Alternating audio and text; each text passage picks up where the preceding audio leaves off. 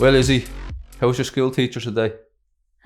Okay. Did you not go in and say, teacher, how did Villa do last night? No. Spurs are so bad and you still couldn't beat us. No? No. Well, that you a lovely student. Well, it was a bit better, wasn't it? Yeah. Yeah. What did you think of the lineup? Good. Good. Yeah. Well, in light of what had happened the last two games, Winksy nowhere to be seen. He's invisible with his invisible cloak. Well, he was. That's the way he played against Dynamo, anyway. Yes. Yeah, nowhere to be seen. Not even on the bench. Doherty, nowhere to be seen. He has a visible cloak too. Does he? Yes. Nowhere to be seen. No sign of Aurier or Toby either, but They're apparently sick. it was reported that they were ill. So, look, we'll take the club as its word, shall we? But yeah, the other two gone, and Tanganga rolled on, and Vinicius all given a start, all given a chance, and by all accounts, they all did well. Yep, they all did good. Yeah. One thing that was very apparent when I saw a clip of it again was towards the end when Sissoko was brought on. Villa had a bit of a chance. Barkley, who was sub as well, had come on and had a shot, and Sanchez, Davies and Tanganga all flung themselves across to try and block it. And Tanganga was the one who blocked it. And Sissoko just strolled along and half-heartedly stuck his leg out. Like a little ballerina. And he was similar with the winning goal against Zagreb on Thursday. So I don't know. Maybe perhaps he's one of the... Go and pick those lads up, would you? Perhaps he's one of the players in question. But yeah, it was awful. And like he's getting on a bit. And if maybe he's just lost interest and he's one of those not playing for the team. Maybe his legs have just gone. He's just too old. But there's one thing for definite. If he's not bringing strength and effort, well, he's nothing else because he's no skill. He can barely kick the ball straight. He can barely pass the ball to a teammate. I mean, disappointing, so I think we won't be seeing too much of him. Was there any... There's two kids on the bench. Yeah, two kids on the bench. That's a sign. Winksy has to now realise that 16-year-old Alfie Devine is in the pecking order ahead of him. That's what happens when you play the way you play. So yeah, look, we're giving Winksy a hard time, but he was so bad against Zagreb. It is deserved, and Jose obviously saw it too. As for our best players, Lucas was outstanding. Yeah. And I don't know how he keeps his cool. I mean, they were hacking him down. It was the same against Zagreb as well. I don't know how Villa ended up with 11 players on the pitch for the amount of fouling they were doing on him and Ndombele.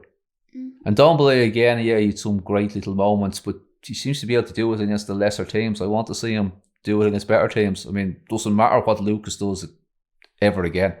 We saw him do it for Spurs when it mattered most. I mean, that's never going to be able to be taken away from him. And Ndombele, well, we have to wait and see. So yeah, it was a decent game.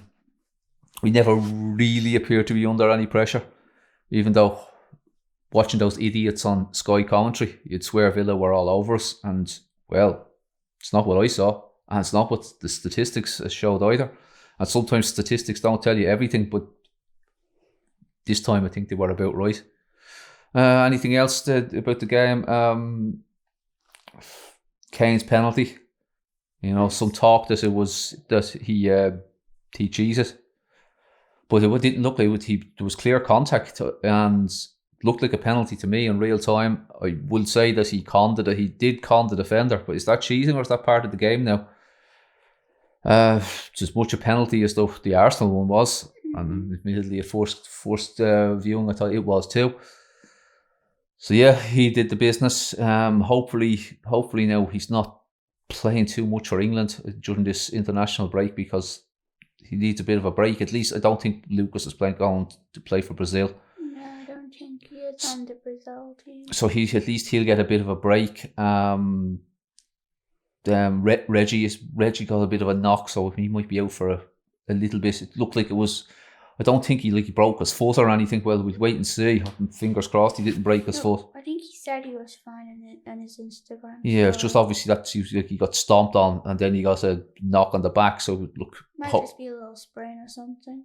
Yeah, well, I think more of an impact injury, like the sprain might be more if you twisted the foot, but more heavy bruising or something. And it was, even if it was a precaution, it was wise to take him off. But he's there, Tanganga's there.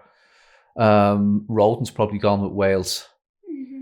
Toby's definitely. Well, Toby is either ill or gone with Belgium or both. So look, hopefully some of the players get a rest and that they're going to be able to do some work on the training ground. But in fairness, they did okay. They were game. Sky commentators were there saying they were all over the place, and to me, they were playing the perfect offside trap. And so it just goes to show. They really annoyed me last night, the commentators. Yeah. Vinicius celebrated his goal, his first Premier League goal, and they were giving him stick for celebrating it because it was a tap-in. I don't care whether it's a tap-in. It went in. Or whether he scored it from the halfway line. It went in the goal. It's a goal. The goal is a goal. The team needed it. He needed it. Yeah, I don't care who went in. And would they have done that if it was any other team? No. I don't think so. What if it was their beloved Man United or Liverpool? No, I don't think so. So yeah, at least a slightly positive end to the week. And 3 points behind Chelsea, who are in fourth. We better destroy them. Well, we don't have to play them again, but I mean, we have to. There's 9 games left. 9 games left. 3 points behind them. I think we're 1 point behind West Ham, and I think if Everton win their game in hand, we'll be behind them as well. So we're still in the mix. And if we were to somehow manage to finish in the top 4 and win the League Cup, we'd have to say we'd have to have said at the start of the season we would have taken that. But look, at least at this point it's still interesting. But yeah, it was positive. And one thing we didn't say, just a little follow up to finish with on the Zagreb game, we didn't see any of the interviews afterwards. We actually watched the game.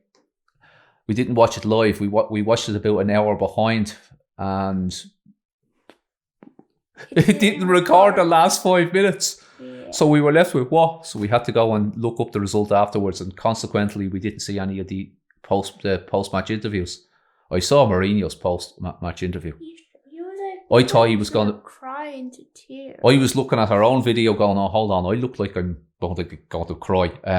But nowhere near like he did. I thought Jose was going to burst out crying in that interview. So whatever else, it's not like he doesn't care.